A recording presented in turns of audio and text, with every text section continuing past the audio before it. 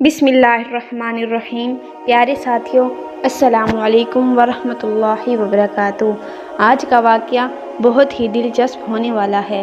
ये सऊदी अरब के दारुल हुकूमत रियाद शहर का वाक़या है कि एक नेक खातून रमज़ानुल मुबारक के महीने में हर रोज़ इफ्तार से पहले तमाम बच्चों को इकट्ठा करती और उनसे कहती, जो कुछ मैं कहूँ और करूँ तुम भी वही कहना और करना। फिर वो दुआ के लिए हाथ उठाती और कहती, या अल्लाह हमें अपना घर अता कर जिसके आगे एक नहर हो।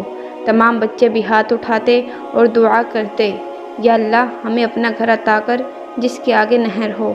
इस खातून का शौहर हंसता और कहता, अपने घर की बात तो समझ आती है, लेकिन ये घर के आगे नहर के होने का क्या मतलब? इस सहराई इलाके में नहर कहाँ से आएगी?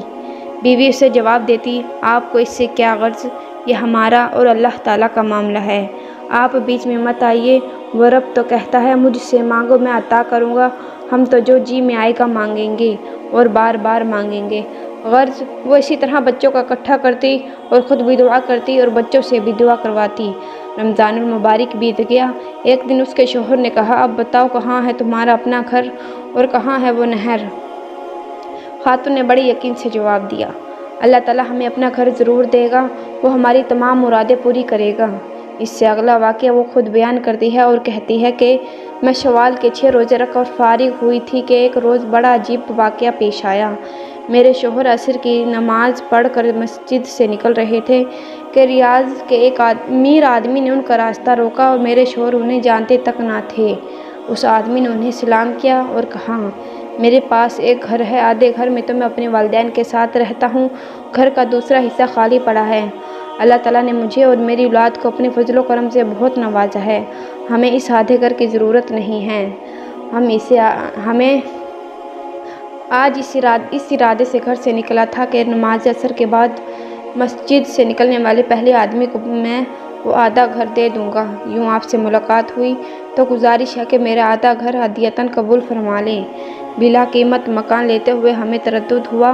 वो साहब कहने लगे, अगर आपकी तसल्ली कीमत दिए बगैर नहीं होती तो जितनी रकम आप आसानी से दे सकते हैं दे दीजिए।